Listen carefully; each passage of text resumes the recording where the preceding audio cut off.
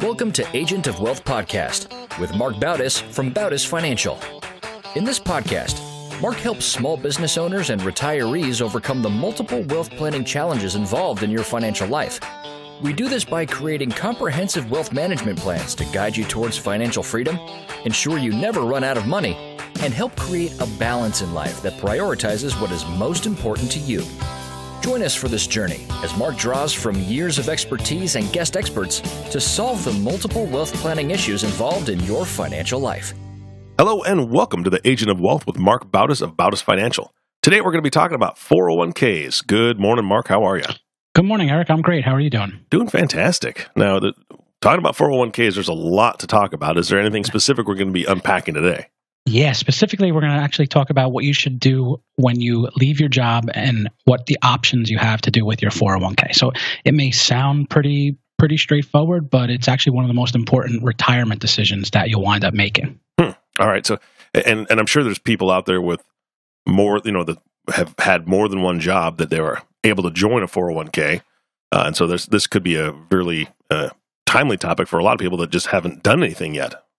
Yeah, I think there's a statistic out there that says the average person now changes jobs 11 times during their working career. And they may not have 11 401ks, but they may have a bunch of them. And I've also seen people lose track of them. So we'll actually specifically talk about 5 different options that you have.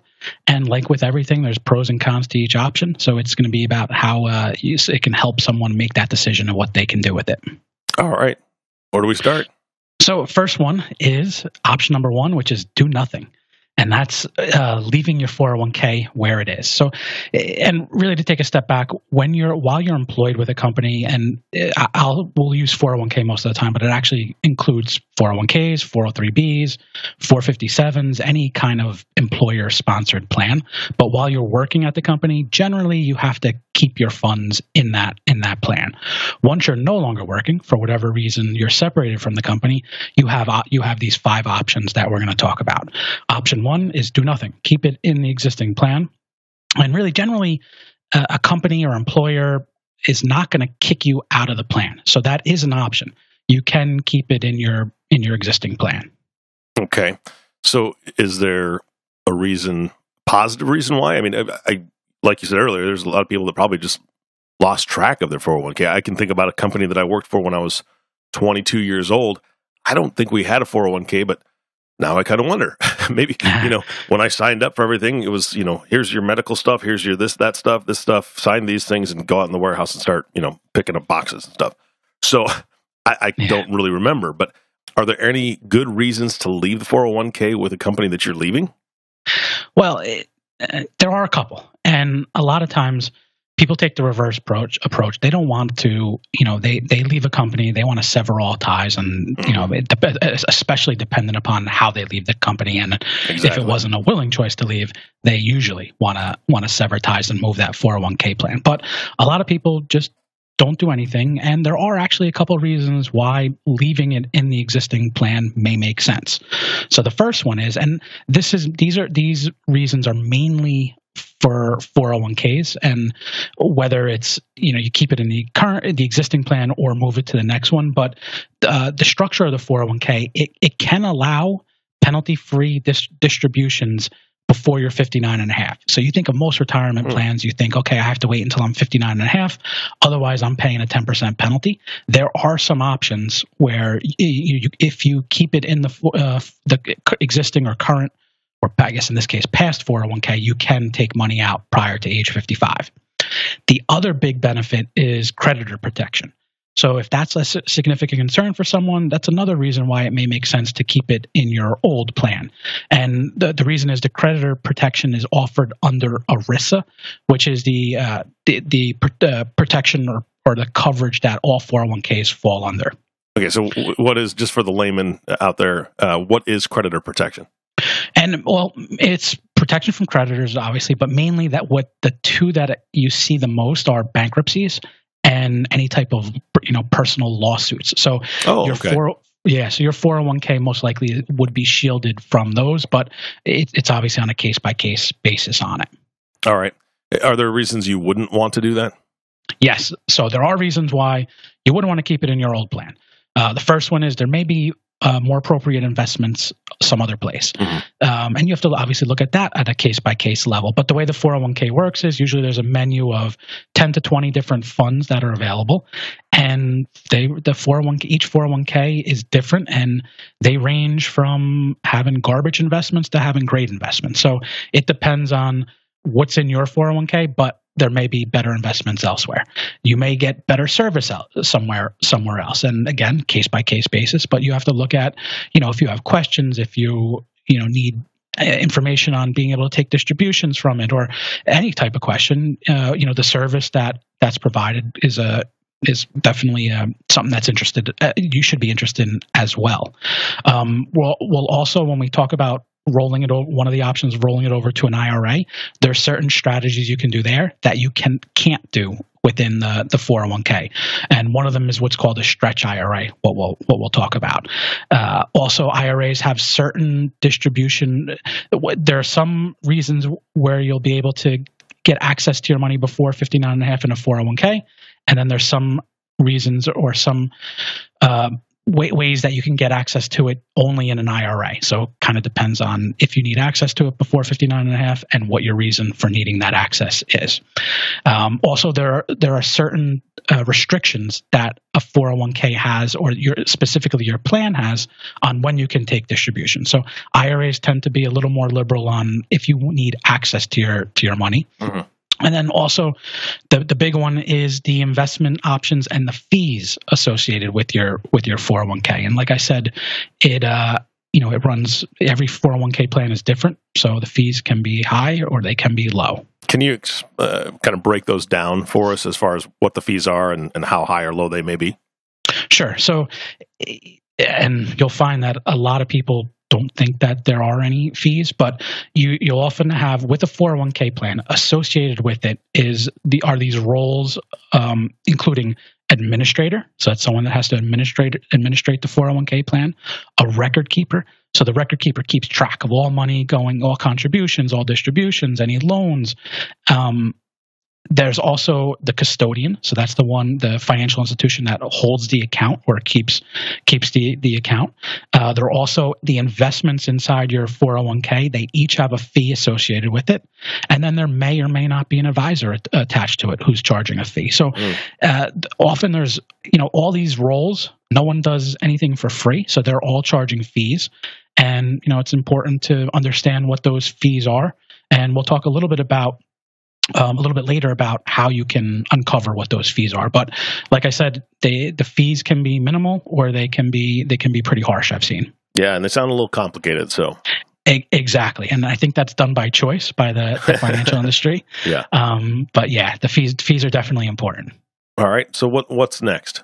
So option 2 it's similar to option 1 of keeping it in the old 401k, is rolling it into your new 401k or your new company retirement plan. All right. So this is if you go back, you leave one job, you go back to another job, they offer a retirement plan. Most likely you have the ability to roll those old funds into the new plan. So Mark, it's the same basic structure, just a different plan that you'll have to choose.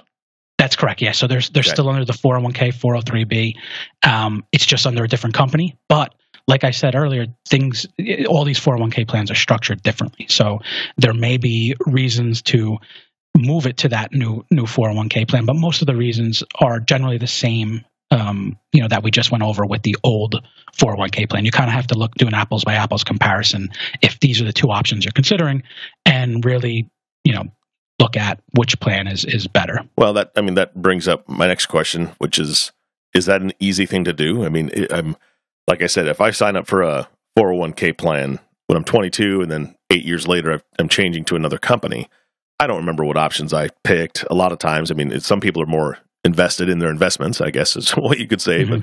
But how do you compare the two to know if it's a better idea to roll it into the new or leave in the old? Yeah, so there is a way to do the comparison. Is it easy? Definitely not. No. Okay. I thought there was good news here, Mark. Yeah. Actually, a recent study by the National Association of Retirement Plan Participants found that 89% of 401k participants couldn't correctly calculate their own account fees, and 58% didn't even know there were fees. And I definitely can back that claim up. But so many people I talk to don't think they're paying any fees for their 401k or actually any type of financial account. So, like I said, every 401k plan is different in terms of fees they charge, the investment options that are available. But where I would start is I would request, there's a document called the fee disclosure document, and I would request that from the plan administrator. Specifically, it's called a 404A5. And what that is, so these 401k plans are required by law to list all the fees that the participant has to pay. And it's not an easy document to go through. So I would be happy to go through it with anyone who would like and really put together just a summary of these are the fees you're paying in your 401k plan. But that's, kind of the first step of how do I do that comparison. The other thing I see a lot too is people will look at the investment options in their plan, and there are some well-known fund companies that provide low-cost investment options. Vanguard is an example of one. So a lot of times people see Vanguard in their 401k plan and think, oh, this is great. I'm not paying, or I may be paying fees, but they're low fees. However, what they don't realize is the way a lot of 401ks are structured are Vanguard has its really minimal fund fee that it charges, but the plan jacks up the fee from, let's say it's 0.1% that they charge. The plan will increase it to 0.4, 0.5, and that's really how they collect their fees. So no one's getting a bill or an invoice for their 401k. It's kind of, they're just taking it from skimmed off the top. Fund. Yeah, skim off the top. That's the best way. That's a good way to explain it. Oh boy. All right. Are there any other reasons to move to a new plan? Well, one of the main reasons is if someone wants to take a loan from their 401k. Mm-hmm. So someone has the option of taking either a loan of 50% of their 401k balance or up to $50,000. So whatever is less, they have the ability of taking. And you can't do this with an old 401k. So the way the loan works is you can take a loan out, but it's paid back via via payroll. So a little bit comes out of each paycheck. It's usually amortized over 5 years, your loan. So a little bit will come out on each paycheck to pay back the loan. You obviously can't do that with a company where you're no longer working at. So if a loan is important, that's one reason to move it to the new 401k. Let me just ask a clarifying question. If you were to leave it in the old one and start a new 401k, you could take a loan off the new 401k, but obviously you haven't built anything up in the first year or whatever. So it behooves you to roll the old into the new, and that actually gives you a larger base to draw from if you needed a loan, correct? Exactly. That's correct, yeah.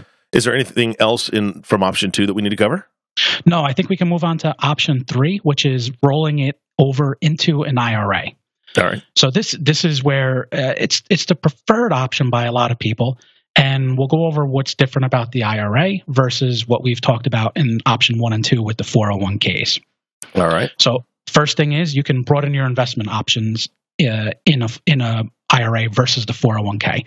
And in the 401k, you're really limited to those 10 to 20 options, and they may be good options, they may not be good options, but there's a lot of different strategies that you can embark on in an IRA with different types of options, aside from the fact that I come across a lot of people who just enjoy, picking stocks and following stocks in their retirement account. It's an option in an IRA, not an option in a 401k. Gotcha. So what are some of the other options within an IRA that the 401k doesn't have?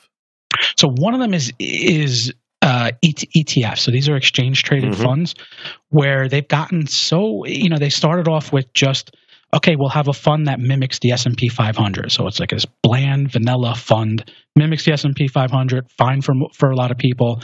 But now you can pretty much come up with any type of investment strategy using ETFs. So if you want to invest in some emerging market country, or if you want to invest in firms that are really focusing on cybersecurity or cloud computing or, the cannabis or, pretty much anything, you have that option inside an IRA versus in the 401k. On a couple episodes ago, I think it was episode 22, we talked about ESG investing and how someone can align their portfolio with their values, and it's a lot easier to do inside an IRA versus if you were trying to do it within a 401k. Gotcha. All right. There's also the consolidation of retirement accounts, and we touched on this a little bit earlier, but an IRA can serve as a convenient collection point for all these plans, and which leaves you fewer plans to keep track of and watch over. And it's just you. Like I said, there's average person, 11 jobs. It's going to be a couple different retirement plans. Some people like to use the IRA as kind of, okay, I'm changing jobs, roll it over into the IRA. Change this job, roll it over. And they may have these small 401ks all over the place, but it's definitely something that people like to do. Yeah, and you alluded to it earlier that you've run across it before, but how often really are people losing track of their old retirement accounts? It actually happens more than you would think, and it's, people change where they live, they change their email addresses, and all of a sudden they may have had something 20, 30 years ago that they didn't even realize that they had. And I've uncovered it a bunch of times with different people where they've had these retirement accounts that they didn't realize they had, and it's obviously a pleasant surprise when you find money that you didn't think you had. Yeah, that'd be nice. Yeah. That's never bad news, right? Yeah. The other thing with the IRA, there's fewer restrictions on when you can take distributions. So you generally can, with an IRA, you can generally take a distribution in any amount, anytime you want. And there may be tax or penalty repercussions for doing it, but you do have access to that money, where it's likely more limited within a 401k. All right. It can the IRA can also simplify RMDs. So if you have multiple IRAs at different places and you calculate your RMD, you can actually you would calculate your RMD on each of these IRAs separately, but you can actually take, you could combine the amount that you have to take and take it from one IRA. So if you have an IRA that you don't want to touch because you like the strategy in it or you like how it's performing, you can leave that one alone and take your RMD from another IRA that you have. That's nice. I mean, that gives you a lot of flexibility. For those that are joining the podcast that haven't heard some of the previous podcasts where we've talked about RMDs, can you just give a quick overview of what an RMD is? Sure. It's an acronym for Required Minimum Distribution. And the way to look at it is someone's been putting money into this 401k or IRA over the years, and they get a tax deduction every year that they put money into it. And at some point, Uncle Sam and the IRS say it's time to pay up. So they allow you to keep taking that deduction up until age 70 and a half. And then what they say is you have to start taking money out. And when you start taking money out, it shows up as ordinary income that you have to pay tax on. So there's a calculation that's done every year to calculate the amount that someone has to take out. Got it. Thank you for explaining that. I didn't mean to derail you. Is there anything else in number 3 we need to go over? Just one other thing. So there's a number of estate planning benefits that an IRA offers that the 401k doesn't. So you can split up your IRA, leave it to different beneficiaries. You can also, if you want to have your beneficiary be a trust, it's a lot easier to do in an IRA. Most 401ks will restrict it. There's also that stretch IRA that I mentioned earlier, which is where a non-spouse beneficiary can take the minimum distribution calculated over their IRS life expectancy, and it allows the IRA to grow longer, tax deferred, versus in a 401k where you generally have to deplete it or distribute it in a 5-year period. So it basically allows you to keep it under that tax sheltered umbrella for a little bit longer. And, nice. Yep. And to summarize, it's just there's a lot more control you have in an IRA versus a 401k. Got it. All right. Option 4. All right. So option 4 is it's referred to as cashing out or the nuclear option. The nuclear option. Yeah. When you say it like that, that doesn't really sound very good. Yeah.